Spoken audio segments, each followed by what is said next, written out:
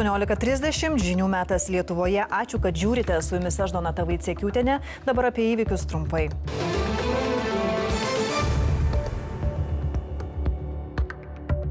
Alytų vėl drebina kriminalinis skandalas. Daugiabučių kieme žmonės užfiksavo pistoletu į galvą žmonėms besitaikantį vyrą. Užmušiu ir vytis, bet jis kapetė tą plytą, tai aš dar paskui pagalvojau, ar nenukentės dar mašinos.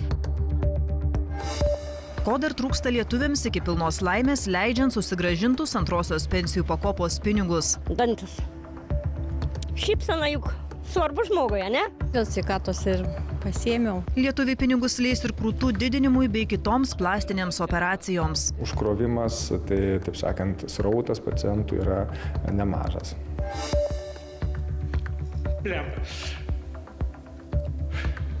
Seimui naikinant Sauliaus Skvernelio neliečiamybę, politikas tribūnoje ir graudinosi ir guodėsi, kad yra nuteistas be teismo. Draugai ir priešai Skvernelį išlydėjo plojimais. Tai nėra kalba prie kapo, mielas Sauliau, bet tai yra kalba priimant žmogaus apsisprendimą eiti. Politikas, kuris turėjo šį dešimtmetį labai didelę įtaką mūsų valstybės raidai. Sukčiai kiša nagus prie lietuvių atgautų antrosios pensijų pakopos pinigų, siūlo investuoti. Investuoji ir grąža keli 100%. Į sukčius spąstus įkliūna ir žvaigždės. Tik plim, pinigai nuimti. Estijos valdžia stabdo kovos mašinų pirkimą ir $500 milijardo skiria oro gynybai. Bet Lietuva tiek kovos mašinų, tiek tankų neatsisako. Oro gynybai pinigų rasta dar pernai. Tai rodo, kad Estijos kariuomenė vykdė nelabai tinkamą planavimą. Šilutėje verda aistros dėl istorinio remontuojamo tilto, nesutarė, kokią spalvą nudažyti. Paveldosaugininkai siūlo pilkai, savivaldybė tik už geltoną. Turėtų būti kažkoks pilkas, ne geltonas, ne raudonas. Jau gana to pilkumo, klausykit, lai būna geltonas. Kruviniai išpuoliai Turkijoje. 14-metis į mokyklą atsinešęs pilną kuprinę ginklų nušovė 8 vaikus ir 1 mokytoją.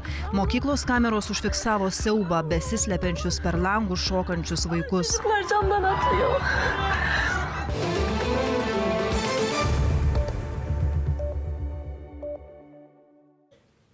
Neramumai vėl drebina Alytų. Šį kartą Facebookas sprogdina vaizdo įrašas, kuriame matyti, kaip vyras gatvėje bėgioja su pistoletu rankoje, taikosi žmonėms į galvas ir grasina juos nušauti. Alytaus policija stebisi, kad apie įvykį sužinojo tik iš socialinių tinklų. Patys žmonės į pareigūnus nesikreipė. Šiandien pusę lūpų alytiškiai kalba apie vyrą ir meilės dramą. Esą ginklą jis įsitraukė siekdamas atkeršyti kitam vyrui už padarytą skriaudą gretimame name gyvenančiai moteriai.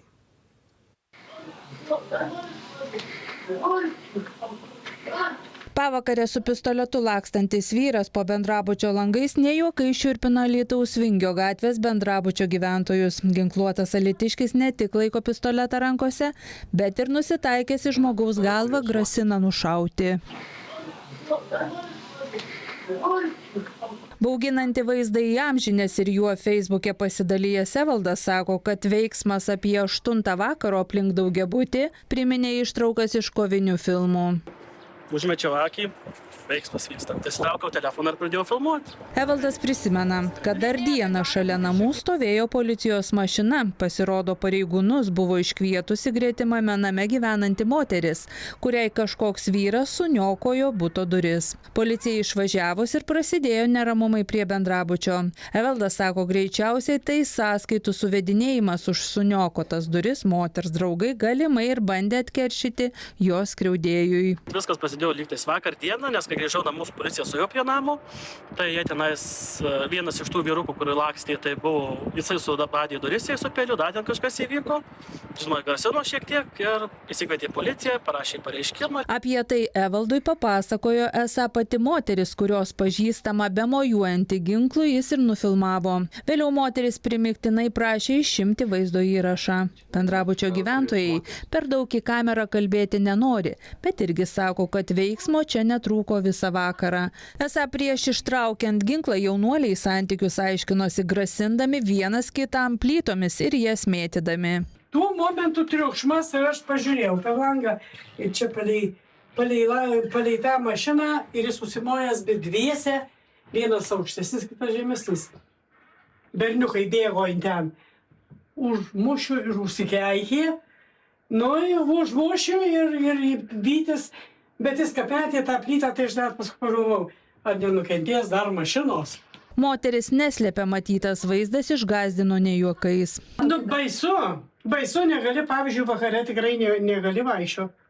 Jau reikia sėdėti namus. Nes kitaip nieko nebus. Čia, žinokit, eini, nežinai, sakau, jau 6 valandos sėdėk namuose, nes...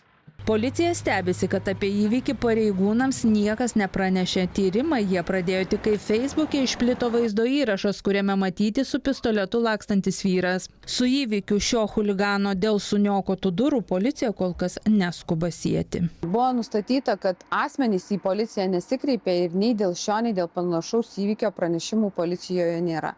Todėl Alytaus apskrities vyriausio policijos komisariato pareigūnai užregistravo įvykį ir pradėjo ikiteisminį tyrimą dėl viešos tvarkos pažeidimo. Ginklu mojavęs vyras nustatytas, bet nesulaikytas. Ar ginklas tikras ir koks tai ginklas, policija neišduoda. Nesako ir ar legaliai laikytas, neišduoda kitų detalių. Kiti įvykiai. Parlamentas panaikino Sauliaus Skvernelio įsivėlusio į stambų korupcijos skandalą teisinę neliečiamybę. Sakydamas kalbą Seimo tribūnoje, vienas ryškiausių pastarojo dešimtmečio politikų graudinosi ir ašarojo. Kalbėjo, kad yra nuteistas be teismo ir pareiškė, kad net ir išteisintas į politiką nebegrįžtų. Mat yra įsitikinęs, kad būtent politika tapo jo onkologinės ligos priežastimi. Su jie sieja ir dabar užgriuvusias bėdas su teisėsauga. Skvernelį po kalbos plojimais išlydėjo ir draugai, ir politiniai priešininkai, kurie, nepaisant skirtingų barikadų pusių, negailėjo jam jautrių ir pagarbių žodžių. Prieš Seimui apsisprendžiant ar panaikinti teisinę neliečiamybę buvusiam Demokratų sąjungos vardan Lietuvos lyderiui, ekspremjerui ir buvusiam parlamento vadovui Sauliui Skverneliui, politikas į kolegas kreipėsi iš tribūnos. Pagrindinio principo vis tiek mums nepavyksta įteisinti ir įgyvendinti galbūt. Tai yra nekaltumo prezumpcija. Nors šiandien aš stoviu prieš jūs dar nebūdamas net įtariamasis. Ir teoriškai žiūrint, dar gali taip ir būti, kad jo ir nebūčiau. Teoriškai. Bet esu jau nuteistas. Skvernelio kalba skamba kaip atsisveikinimas, nors iš Seimo jis nesitraukia, pripažįsta tik apie tai pagalvojantis. Bet net ir tai, kas dabar vyksta, man atrodo, negali nubraukti tos tarnystės valstybei daugiau negu 30 visose pareigose. Tikrai šitą dariau sąžiningai. Apibendrinant savo, kaip jis pats sako, politinės karjeros pabaigą, kieto, griežto ir emocijų viešai beveik nerodžiusio politiko balsas šįkart dreba. Skvernelis graudinasi, sunkiai tramdo emocijas. Ir kadangi, kaip minėjau, tie sprendimai gali įvykti bet kada, blemba. Jam kalbant graudinasi ir parlamentarai, tiek jo bendražygiai, tiek ir kai kurie politiniai oponentai, o salėje tvyro neįprasta tyla. Noriu padėkoti jums, tiems Seimo nariams, kurie palaikė, nes tai yra drąsu. Parašė, paskambino, ypatingai tiems, iš kurių nesitikėjau niekada. Apie Skvernelio vietą politikoje balsavimo metu pasisako liberalas Eugenijus Gentvilas. Ne visi atėjo taip gerai pasiruošę vadovauti vyriausybei, kaip 16 metais Saulius Skvernelis. Tai tokie prisiminimai, atsiprašau, tai nėra kalba prie kapo, mielas Sauliau, bet tai yra kalba priimant žmogaus apsisprendimą. Norėčiau paprašyti jūsų visų drąsiai balsuoti už neliečiamybės panaikinimą. Už Skvernelio neliečiamybės panaikinimą balsavo 102 parlamentarai, prieš balsavo Seimo NSGK pirmininkas Rimantas Sinkevičius, 2 parlamentarai susilaikė. Prokuratūra dabar galės pareikšti Skverneliui įtarimus dėl galimo kyšininkavimo. Politiką Seimas išlydi plojimais. Tokios pagarbos ir juolab plojimų bei graudinimosi daugelis Seimo narių pripažįsta nematę per jokio politiko neliečiamybės panaikinimą. Tokių akimirkų per daug neatsimenu. Net ir politiniai oponentai pripažįsta, kad Skvernelio vaidmens pastarojo dešimtmečio politikoje nubraukti išties neįmanoma. Tai buvo figūra, politikas, kuris turėjo šį dešimtmetį labai didelę įtaką mūsų valstybės raidai. Man skauda širdis dėl jo šeimos. Su Skverneliu anksčiau nesutardavęs Žemaitaitis gelė jo partiečiams, kuriuos Skvernelis atvedė į politiką ir kurie dabar jį išprašė iš savo frakcijos. Nieko gyvenime nenuveikia, jo dėka sėdi ložiai šičia ir sako, dink lauk iš čia, dabar mes čia viršininkai. Na, įsivaizduokit, kaip žmogus turi jaustis. Politiko bendražygiai kalba apie paradoksą. Šiandien Skvernelis įtariamuoju korupcija taps prokurorams ir kitiems įtariamiems pasinaudojus straipsniais, kurie priimti, kai valdžioje buvo pats Skvernelis. Kai pagalvoji, didžiulis paradoksas, jog ir tie straipsniai, kurie jam taikomi, yra jo paties iš esmės vyriausybės sugriežtinti ir tas liudytojas, kuris, kaip suprantu, dabar galimai duoda parodymus prieš jį, naudojasi tomis normomis, kurios leidžia paliudijus atsakomybės išvengti. Nors aš netikintis, bet švento rašto, taip sakant, pasakymų žinau, neteisk ir nebūsi teisiamas. Per ryškę daugiau nei dešimtmetį trukusią politinę karjerą nekartą aštriai kritikavęs kitus, šiandien Skvernelis pats kalba apie nuosprendį be teismo, apie savo onkologinę ligą, apie šeimai brangiai kainuojančią šią istoriją ir apie politiką, už kurią anot jo teko sumokėti labai didelę kainą. Esu įsitikinęs, kad ir savo ligą gavau per politiką. Dabar šita bėda irgi susijus tiesiogiai su politika, tai gal yra signalas, kad 2 skambučiai, 3 kad nebūtų, tai reikia tą sprendimą padaryti. Jo labiau, kad jauna karta auga. Luka, va, matau, negirsiu, tai paskui dar bus problemų. Politikas užsimena, kad net jei vieną dieną būtų išteisintas, į politiką nebegrįžtų. 12 metų, man atrodo, aš čia. Gal pakanka. Prokuratūra teigia turinti duomenų leidžiančių įtarti, kad Skvernelis nuo praėjusių metų birželio iki lapkričio Vilniuje per kelis kartus galėjo paimti ne mažiau kaip 51 000 eurų kyšių grynaisiais. Anot prokurorų pinigus perduodavo jo tuometinė patarėja Agnė Selickienė, o mainais įtariama buvo žadama pagalba sprendžiant klausimus dėl korupcijos schemas sukusio valstybinės augalininkystės tarnybos vadovo. Pats Skvernelis sako, kad jokių kyšių neėmė. Dėkoju jums visiems. Ir ką? Finišas! Lietuvių leidžiamais pinigais iš antrosios pensijų pakopos džiaugiasi ne tik prekybininkai. Daugiau klientų jau sulaukia ir privačios gydymo įstaigos. Lietuviai atakuoja ir plastinės chirurgijos klinikas, norėdami pasidailinti savo kūnus. Sulaukusios 5 kartus daugiau užsakymų neįprastai, siuntų tarnybos praneša, kad prekes veš ilgiau neįprastai. O dėl lietuvių pradėtų taškyti santaupų premjerė Ruginienė tėškė pensijų fondams, esą čia jie nesugebėjo įtikinti lietuvių likti ir kaupti toliau. Iš antrosios pensijų pakopos atgavę vidutiniškai po 5 000 eurų lietuviai ne tik tuština prekybos centrų lentynas ir sandėlius. Štai panevėžietė Kristina neslėpė džiaugsmo antrosios pakopos reformą. Išsišiepus vaikščias. Išsišiepus. Dabar taip atrodo, kad vaikštų pikta. Moteris atvirauja, kad atsimtus eurus sumokės odontologijos klinikoje už protezus. Iš karto nedvėjodama. Vien dėl to. O taip tai gal ir būčiau dar palikus. Vien dėl to, kad dantis. Šypsena juk svarbu žmoguje, ne? O Jolita rengiasi pensijai, antroje pakopoje kauptas santaupas išleisti operacijai. Dėl sveikatos ir pasiėmiau labai nedideli pinigai, kadangi jau kažkur 11-12 metų nedirbau dėl nesveikatos, dėl neįgalumo, tai kažkam panaudosiu taip vertingai. Dėl savęs. Ir anot privataus medicinos diagnostikos ir gydymo centro Hila darbuotojų, pastaruoju metu į juos kreipiasi daugiau nei įprastai pacientų, pasirengusių už savo pinigus gydytis. Pastarosiom savaitėm matom didesnis srautas žmonių, bet tuo pačiu tai yra sezoninis augimas. Tai dabar pasakyti, ar tai yra dėl sezoniškumo, ar dėl atsiradusių papildomų lėšų pas pacientus. Pacientų srautas išaugo ir pas plastinės chirurgijos gydytojus. Už pensijai kauptus pinigus lietuvės ruošiasi pasigražinti veidą, pasidailinti kūno formas ar krūtis. Atliekamos tos operacijos mūsų klinikoje yra, kaip sakiau, tai jau jos yra prie didžiųjų operacijų spektro, tai vėlgi mes daug tokių specialistų neturim, tik tai keletą, bet užkrovimas, tai taip sakant, srautas pacientų yra nemažas. Kad lietuviai sparčiai leidžia pinigus, kuriuos atsiėmė iš antrosios pakopos, pirmosios pajuto siuntų tarnybos.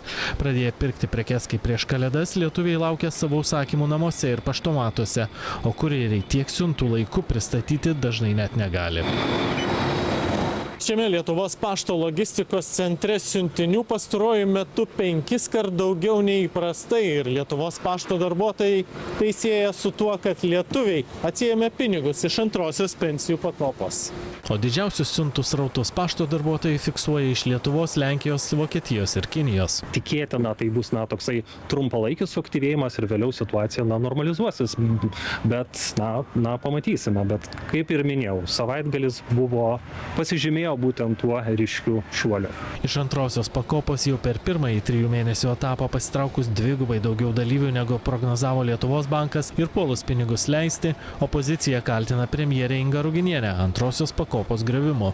Tačiau Ruginienė atsakomybę permeta pensijų fondų valdytojams. Tikslas buvo suteikti žmonėms galimybę pasirinkti ir žmonės patys pasirinko. Labai gaila, kad privatus pensijų fondai nesugebėjo įtikinti, kad apsimoka investuoti būtent tokiu būdu. Lygiai taip pat norėčiau pasidžiaugti, kad matyt žmonės mato kitas investicijų galimybės, tai matome ir draudimo sutarčių, investicinio draudimo sutarčių skaičiaus augimą, 3 pakopos. 500 000 antros pakopos dalyvių iš jos pasitraukus su 4 milijardais eurų, toliau kaupti dar lieka beveik 1 milijonas lietuvių su 6 milijardais. Remdamiesi Estijos patirtimi, ekspertai prognozuoja, kad po pirmosios didžiosios pasitraukimo bangos ateinančius 1,5 metų pasitraukiančiųjų srautas bus nedidelis, o antrą bangą prognozuoja kitų metų pabaigoje, besibaigiant terminui atsiimti antroje pakopoje sukauptus pinigus.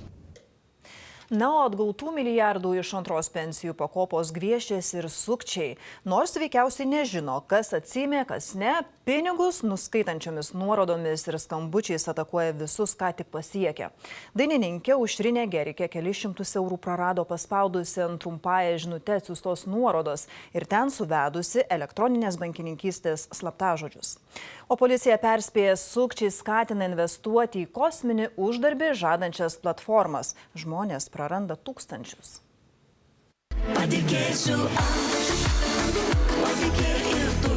Klaipėdietė dainininkė Aušrinė Gerikė patikėjo ir nudegė. Prarado kelis šimtus eurų. Sukčiai šiuos pinigus išviliojo šią trumpąją žinutę. Gauti skubus tyrimų rezultatai.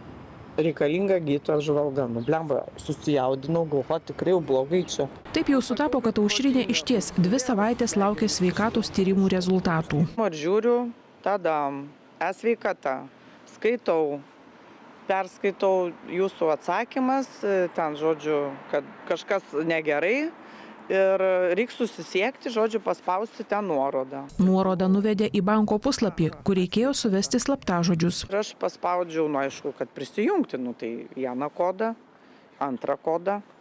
Sukasi ratukas ir žiūriu tik plim, pinigai nuimti. Užeinu ant Svetbanko, jau savo pasijungiu, euras paliktas. Buvau pati nelaimingiausia planetoje, verkiau. Labai verkiau. Tokių nuo sukčių nukentėjusių žmonių anot policijos pastarosiomis savaitėmis daugybė. Šiemet sukčiai išviliojo beveik 10 milijonų eurų. Sumos yra, žinokit, labai įvairios, nuo kelių šimtų iki keliasdešimt tūkstančių. Sukčiai suaktyvėjo daliai žmonių atsiėmus antros pensijų pakopos pinigus. Žmonėms yra skambinama, siūloma, gaunami įvairūs laiškai, pasiūlymai tiesiog tartis dėl įvairių investavimo galimybių. Yra siūlomi tikrai nerealūs pasiūlymai, kur investavus tam tikrą pinigų sumą labai greitai uždirbsi dvigubai tiek pat. Žinutės e-mailą esu gavęs, bet tiesiog nekreipiu dėmesio. Kas ten buvo parašyta? Kad labai geros sąlygos. Kaip sakant, investuoji ir grąža keli šimtai procentų. Rusiškai kažkaip įkyriai bando vis tiek įkalbėti kažką daryti. Kodėl klausia, kodėl nesirūpini ar kažkaip. Kodėl nesusigundėt investuoti? Tai neturiu ką. Andrius turėtų ką investuoti, nes atsėmė antros pensijų pakopos pinigus, bet tikina, kad ant sukčių kabliuko neužkibtų. Aš neužsiemiu, kai man skambina telefonu, su jais bendrauti. Jeigu man skambintų, investuoti, niekur aš neinvestuosiu. Gali būti ir tokie, kurie investavo, bet dar mato gražius paveikslėlius, kurių pinigai labai gražiai auga, bet kai ateis laikas ir norės žmonės atsimti tuos pinigus, turbūt supras, kad tų pinigų nėra. Nukentėjusiųjų būtų dar daugiau, tačiau dalį sukčių skambučių ir žinučių blokuoja tarnybos. Išreguliavimo tarnyba sustabdė, blokavo virš 13 milijonų skambučių ir virš 5, beveik 6 milijonus SMS žinučių. Tiek užblokavo pernai, o kiek šiemet susisiekimo ministro patarėjas pasakyti negali. Dalį įtartinų pervedimų sustabdo bankai, todėl sukčiai vis dažniau gviešiasi grynųjų. Sukčiai prisistato ir teisėsaugos atstovais, kurie mini, jog tam tikri gryni pinigai galbūt dalyvavo tam tikroje nusikalstamo veikoje, tad juos reikia paimti. Mano draugės mama apvogė 8 000, išviliojo iš namų. Kaip tai vyko? Skambino, pasakė, kad čia vėl kažkokie sukčiai. Aušriniai bankas sukčių pavogtus pinigus gražino. Vis dėlto policija išaiškina tik kas 4 sukčiavimo atvejį. Pagrindinės sumos, nesvarbu, ar čia 10 eurų paimta, ar 10 000, jos išskaldamos į užsienio valstybės, į užsienio sąskaitas. Matome tendenciją, kad jie yra Ukrainoje.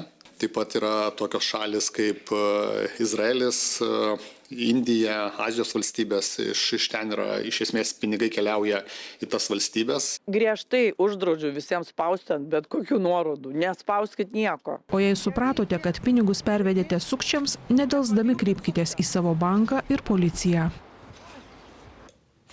Keliamės svetur. Laikas tiksi, liko vos 5 dienos, iki kada galioja Vašingtono ir Teherano paliaubos.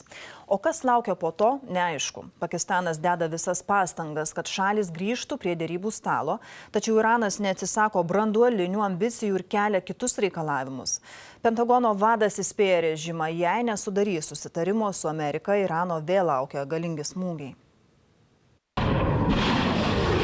Jau po 5 dienų baigsis tarp Vašingtono ir Teherano sudarytas 2 savaičių paliaubų susitarimas ir kol kas niekas nežino, kas laukia toliau. Pentagonas sako, kad Amerikos kariuomenė pasiruošusi karo veiksmus atnaujinti. Tačiau Baltieji rūmai neatmeta, kad Pakistane vėl galėtų įvykti dvišalis susitikimas. Diskusijos vyksta, tačiau niekas nėra oficialu, kol to neišgirsite iš mūsų. Irane šiuo metu lankosi Pakistano derybininkai, kuriems vadovauja šalies kariuomenės vadas. Jie atvyko perduoti amerikiečių žinutės Teheranui ir bando įtikinti Iraną grįžti prie derybų stalo. Tačiau branduolinių savo ambicijų Iranas neatsisako ir toliau reikalauja atblokuoti įšaldytą turtą.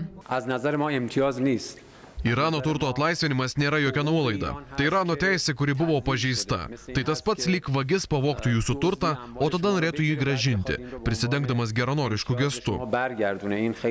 Pentagono vadas ragina Iraną nebesisvaidyti reikalavimais. Karo departamentas užtikrins, kad Iranas niekada neturėtų branduolinio ginklo. Niekada. Galime tai padaryti gražiuoju, sustardami per viceprezidentą ir mūsų derybų komandą. Galima bloguoju. Raginame naują Irano režimą rinktis išmintingai.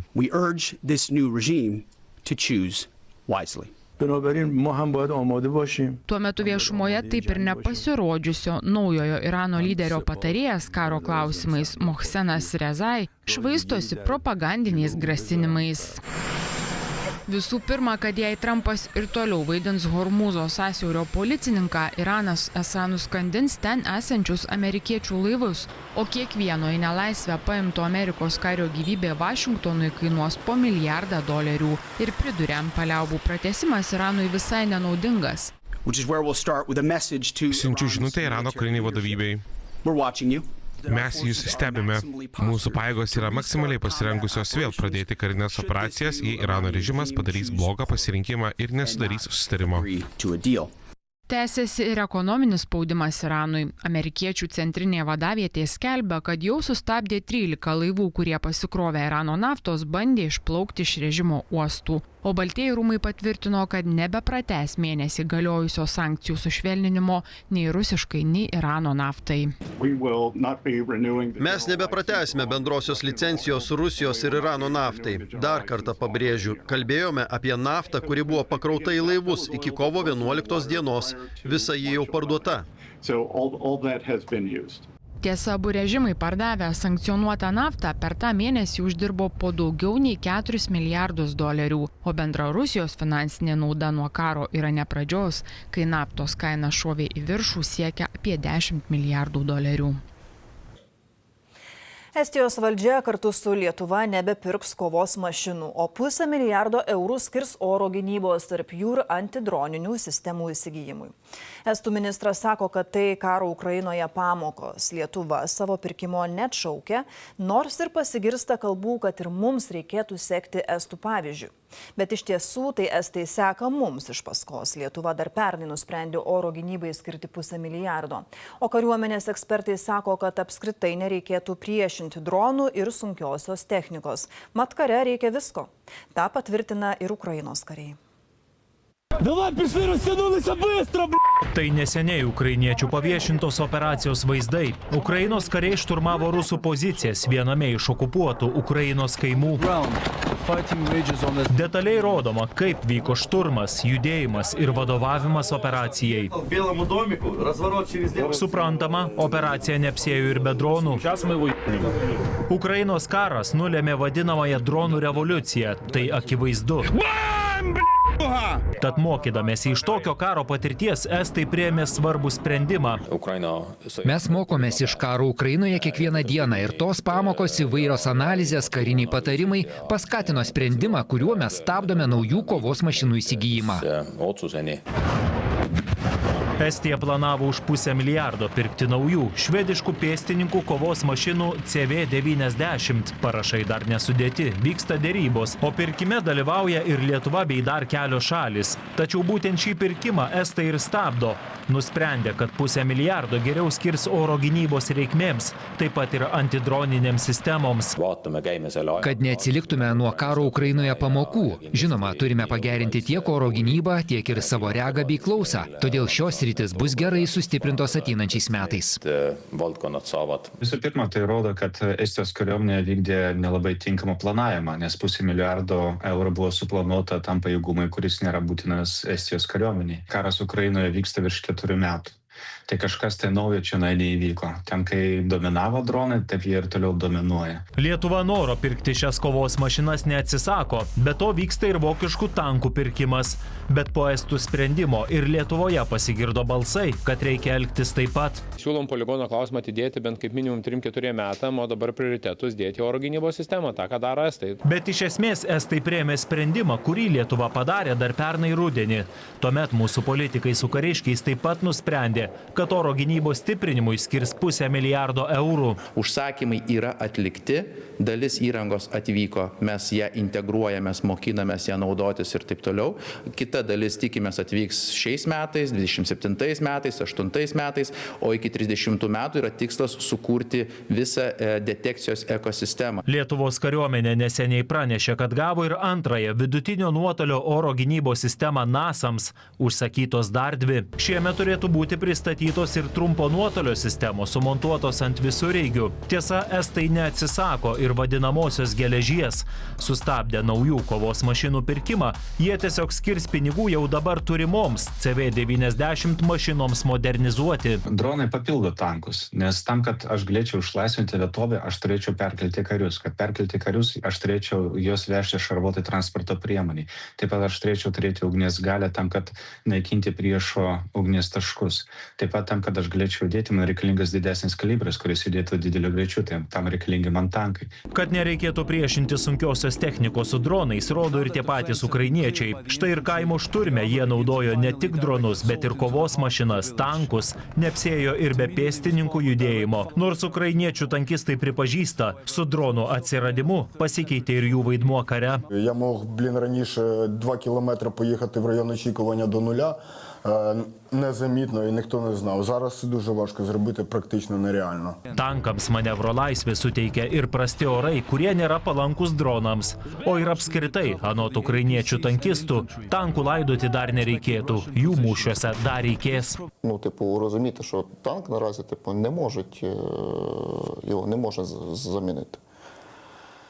Тому роль як танка, вона так і залишилася. Karyba labai panašiai medicina. Atsiranda naujas virusas ir tu turi surasti naują skiepą. Atsiranda naujas skiepas, virusas mutuoja ir taip toliau. Taip pat panašiai ir mūšio erdvėje. Jeigu aš randu priešo silpnąją pusę, aš išnaudoju ją. Tada priešas ją sustiprina ir man vėl reikia ieškoti silpnąją pusę, kad aš galėčiau jį sunaikinti. Lietuva planuoja pirkti apie 100 CB90 mašinų. Tai gali kainuoti virš milijardo, nors sutartis dar nepasirašyta. Kol pasaulio akis nukreiptos į artimuosius rytus ir degalinių švieslentės, rusų fašistai Ukrainoje surengė vieną didžiausių atakų, kuri tęsiasi kone parą. Dronai ir raketos taikė į Ukrainos elektrinės, civilinę infrastruktūrą ir daugiabučius.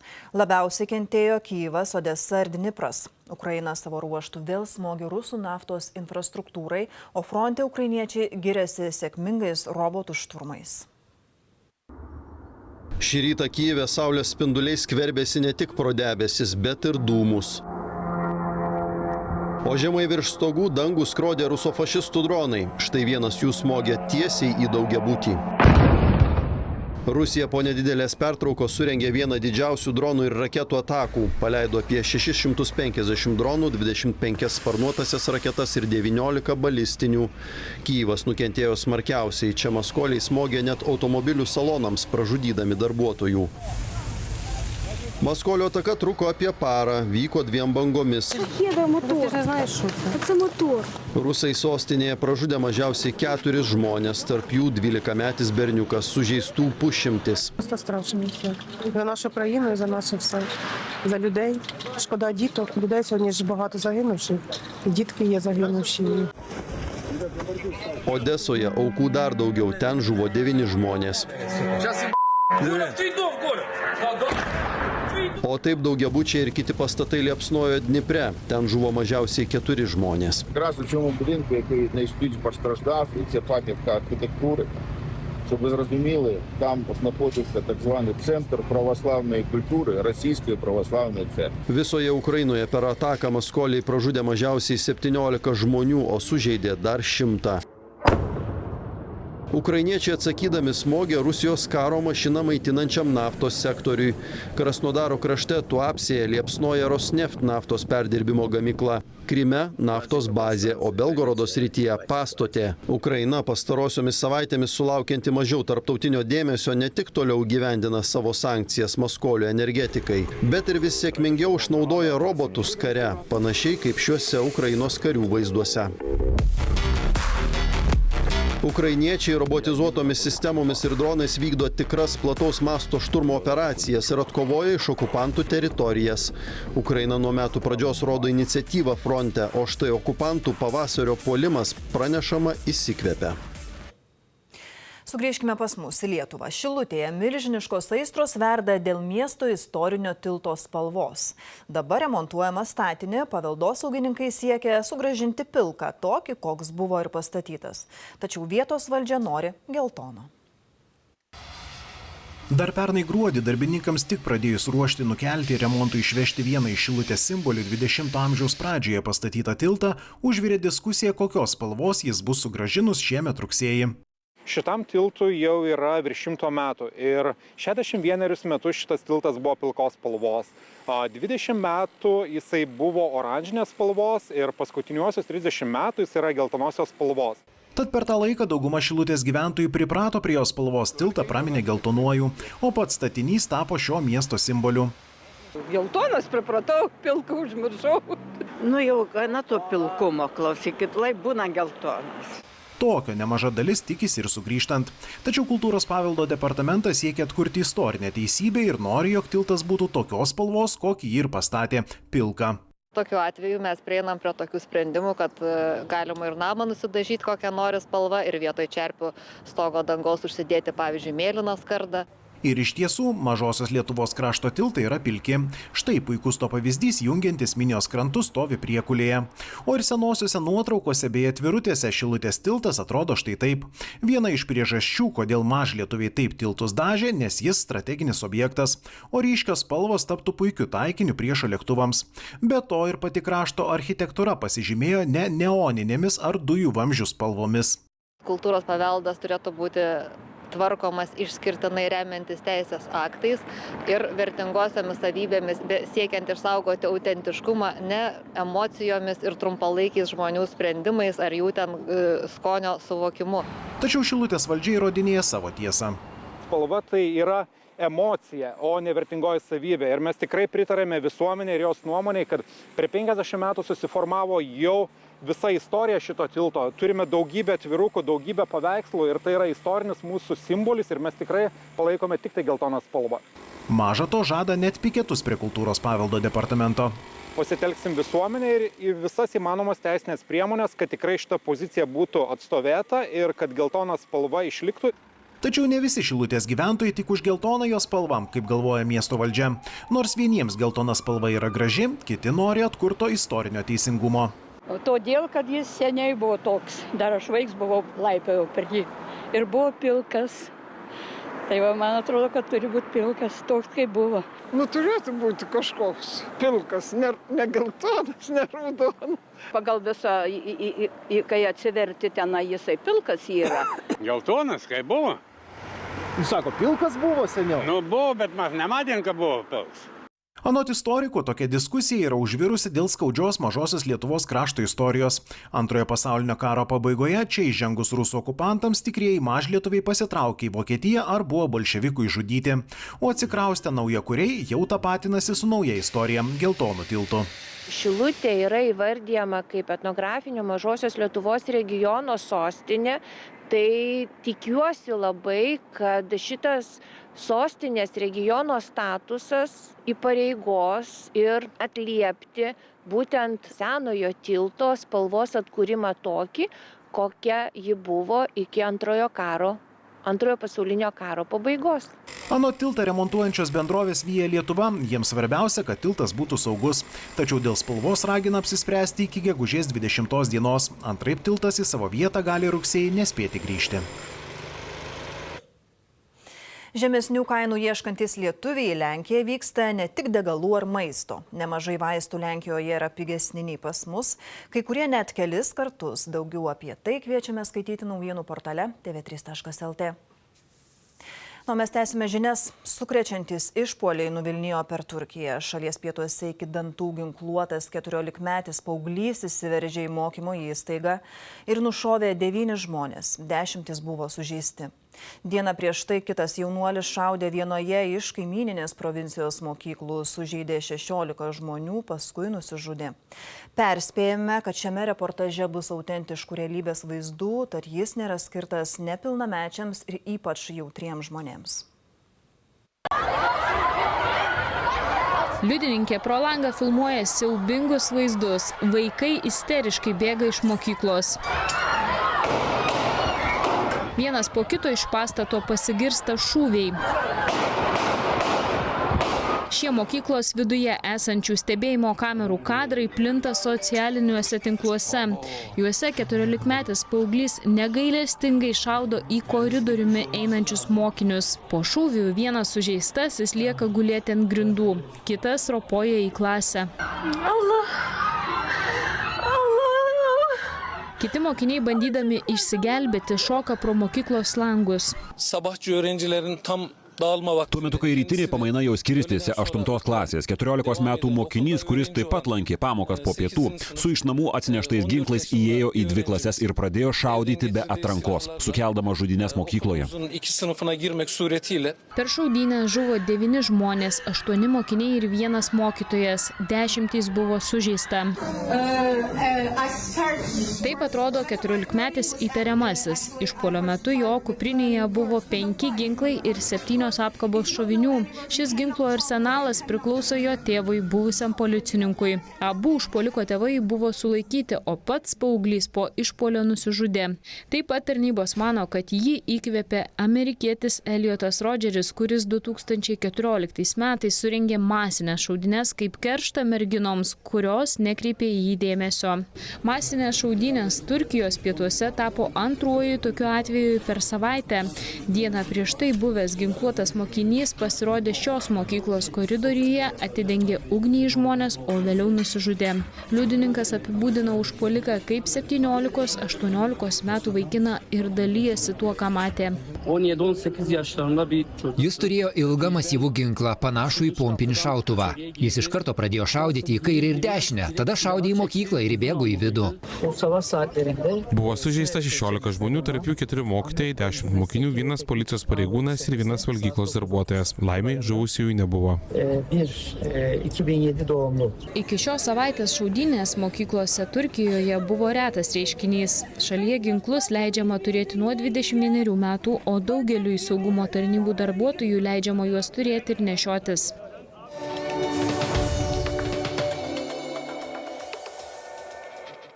Sveiki, orus didžiojoje Europos dalyje rytoj lems daugiausia aukšto arba aukštesnio slėgio sritys, žemo slėgio sritims vietos bus mažai. Debesuoti orai bus tarp Baltijos ir Juodosios jūrų, kitur debesų apklotas bus gerokai skylėtas, nestiks ir saulėtų vietų. Orai pamažu šyla vakarų, vidurio ir pietų Europoje, šiaurėje ir rytuose bus gerokai gaiviau. Romoje bus saulėta ir 25 laipsniai šilumos, Barcelonoje taip pat skaisti saulė ir 18 laipsnių, Paryžiuje saulė pro debesis ir šils iki 21, Londone palis ir 17 laipsnių šilumos. Berlyne daug saulės ir 19 laipsnių, Varšuvoje saulė pro debesis ir 15 šilumos. Lietuvoje šiandien buvo debesuota, daug kur palijo, prie jūros bolavo rūkas. Artimiausią naktį irgi vyraus debesuoti orai, palis daugiausia rytinėje šalies pusėje. Diena taip pat debesuota, pragiedrulių bus, bet mažai, daug kur palis arba palynos, vėl daugiausia rytinėje šalies pusėje. Šilumos kol kas nei daug, nei mažai, artimiausią naktį oras atvės iki 3-5 laipsnių. Ten, kur pragiedrės, jeigu apskritai pragiedrės, dirvos paviršiuje įmanomos netgi menkos šalnos. Dieną šils iki 10-12, kur nušvis saulė iki 15-16 laipsnių šilumos. Kitaip tariant, bus drėgna ir vidutiniškai šilta. Vyraus debesuoti, šalies vakaruose kai kada kai kur su pragiedruliais orai ir naktį ir dieną daug kur palis, daugiausia tai bus rytinė šalies pusė. Naktį atvės iki 3-5 laipsnių, yra teorinė šalnų tikimybė, dieną šils iki 10-12, kur nors 15-16 laipsnių šilumos. Šeštadienį numatomi menkai debesuoti, dieną saulėti orai. Iš giedro dangaus nelis. Naktį bus iki 2-4 laipsnių šilumos, dirvos paviršiuje galimos menkos šalnos, diena bus apie 14-16 laipsnių šilumos. Sekmadienis irgi menkai debesuotas, kritulių nebus, oro temperatūra maždaug tokia pat kaip ir šeštadienį. Kągi, bent jau dulkės daug kur bus nuplautos, bent tiek gerų žinių šį kartą. O pabaigoje dar vienas geras dalykas, tai yra gražiosios jūsų nuotraukos. Labai ačiū už jas ir likite su mumis.